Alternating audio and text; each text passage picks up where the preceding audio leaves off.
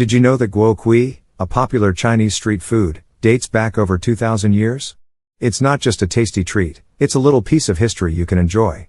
Today, I'm excited to share with you my crunchy Guo Kui recipe that you'll love, and it's surprisingly easy to make at home. So, what's the big deal about Guo Kui? Well, it's a delicate balance of crunch and flavor that many people struggle to achieve. One of the most common issues is getting the right crunch on the outside while keeping the inside soft and fluffy. Some people end up with a Guo Kui that's too hard, while others can't quite get it crispy enough. And let's not forget about the flavor balance. You want that perfect harmony of sweet and savory that'll leave you wanting more. Another challenge people face is getting the right type of dough. You'll often see recipes that call for a specific type of flour or ingredient that can be hard to find. And what about the folding and pressing process? It can be a bit tricky to get it just right, but trust me, with a few simple tips and tricks, you'll be a pro in no time. And then there's the cooking part. Do you deep fry it, pan fry it, or bake it?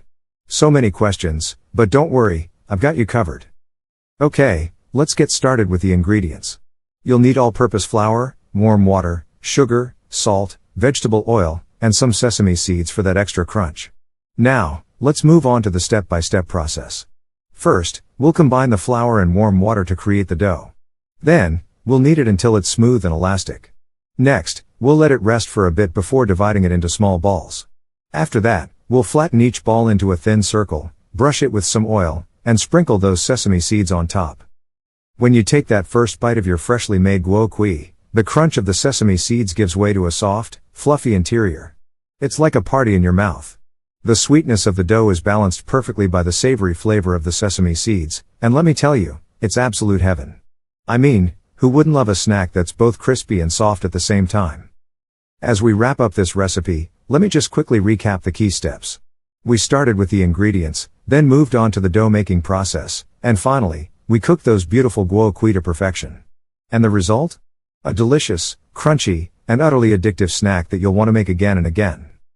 If you've ever tried making Guo Kui before, I'd love to hear about your experiences in the comments below. What worked for you, what didn't, and what tips do you have to share? And if you're new to my channel, consider subscribing for more delicious recipes and cooking adventures from around the world. Thanks for watching, and I'll see you in the next video.